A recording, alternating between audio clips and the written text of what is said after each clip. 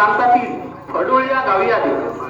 त्या गावाच्या बाहेर असलेल्या कालिका देवीच्या मंदिरात दर्शनासाठी गेले. कालिका देवी म्हणजे अति खडतर असे भगवान शंकराचे कालिकास्त्र. या अस्त्राने भगवान शंकराने अनेक दैत्यांचा संहार केला. म्हणून प्रसन्न होऊन भगवान शंकराने कालिका मातेस वरदान मागण्यास सांगितले.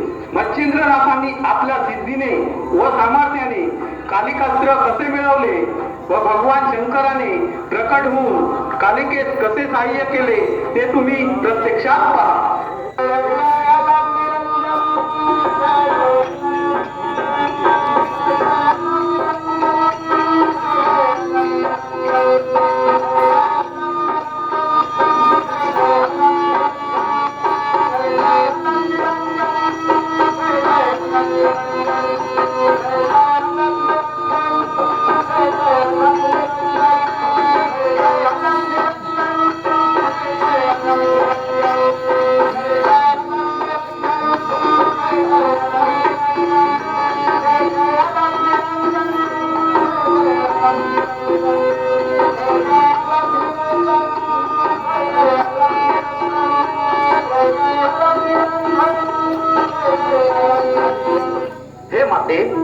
मी मंत्रकाव्य केले आहे.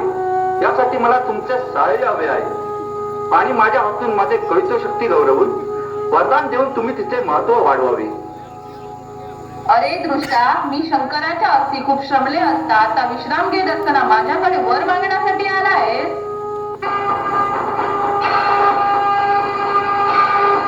पण तू तर वर मागण्यासाठी नव्हे तर मला त्रास देण्यासाठी आला आहे. ही तुला दुर्बुद्धी झालीच कशी? तरी आता माझ्यासमोर अजिबात उभा राहू नको. मी भगवान शंकराचे अस्त्र असता तुझ्या हस्ती राहिलं कसं वाटलं कसं? जा आता, तुझे तोड नको, अन्यथा पतंग जसा दिव्यावर झेप घेऊन आपले आयुष्य संपवतो तसा तुझा जीवच जाईल. देवी, पतंगाप्रमाणे माझी दशा होणार नाही. माझा प्रताप तू आता पाहत.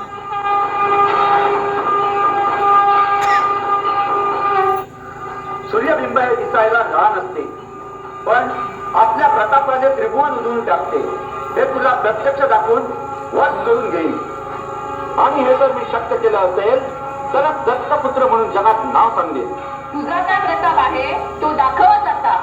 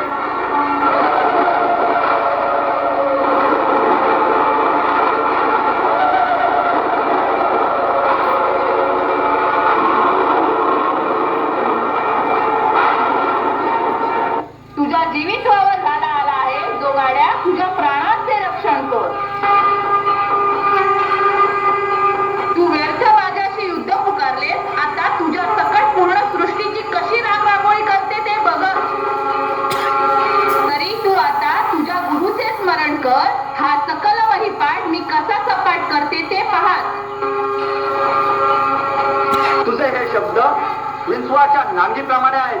मला दंश करताच तोडून टाकीन यात शंकाच नाही.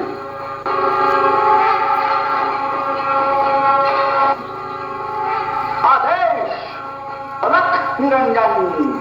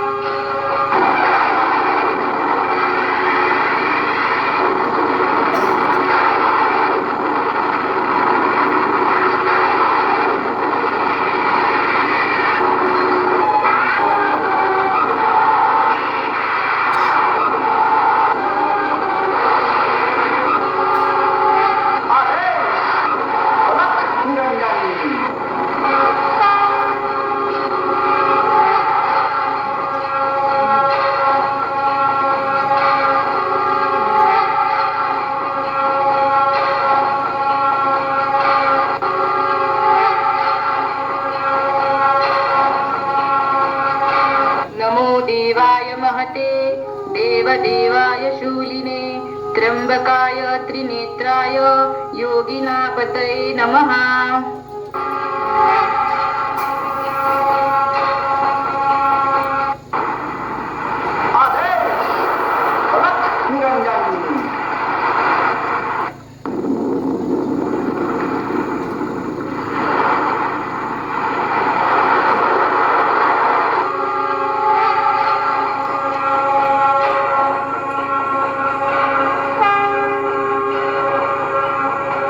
अवधूत चिंतन श्री गुरुदेव दत्त आदेश अलख निरंजन.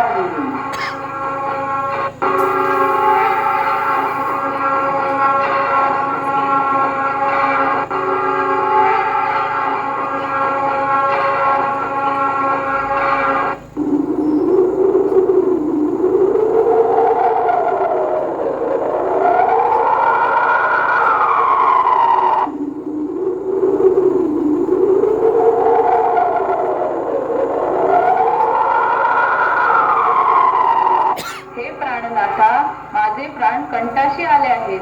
तुम्ही माझ्या प्राणांचे रक्षण करा.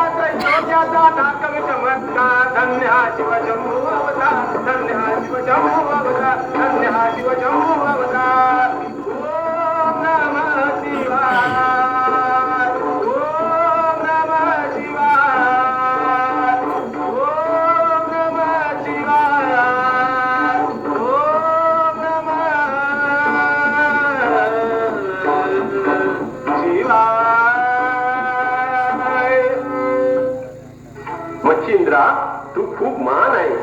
जो आज पराक्रम करून तू दाखवला. माझ्या हातातील हे कालिका अस्त्र आज तू तुझ्या प्रतापाने जिंकून घेतले. आदिनाथा, हे सर्व तुमच्या कृपेमुळे शक्य झाले. बा ते असो, आता या कालिका देवतेला तू लगेच सावध कर. मला एक वरदान द्या. माझे एकच मागणे आहे. मी जे शाबरी कवित्व करतो आहे याला वरदान देऊन एक कालिका अस्त्र मला प्रदान करावे.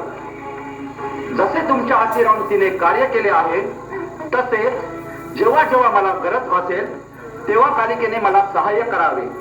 आणि यापुढे जिथे जिथे मंत्र काव्यात तिथे नाव येईल तिथे तिने आपले कार्य पार पाडावे. असे वरदान जर तुम्ही मला द्याल तर माझी कामना पूर्ण होईल. अवश्य हे कालिकास्त्र तुला मी प्रदान करेन. तरी या समयी कालिकेला जीवनदान दे. यापुढे मी तुझ्या कार्यात कार्यभूत आहे.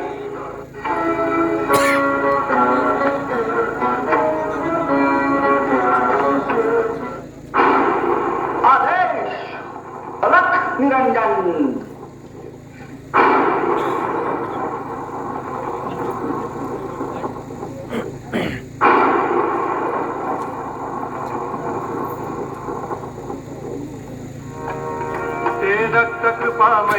मग देवीने मच्छिंद्रनाथ ओमानाथ यांना 3 रात्री तेथे वास्तव्य करण्याची विनंती केली. त्याप्रमाणे मच्छिंद्रनाथ व भगवान शंकर तिथे राहिले. देवीने 3 दिवस अत्यंत प्रेमाने त्यांचा आदर सत्कार केला. त्यानंतर भगवान शंकर कैलासावर परतले व मच्छिंद्रनाथ तीर्थयात्रेला पुढे निघाले. बोला पुंडलिक वरदा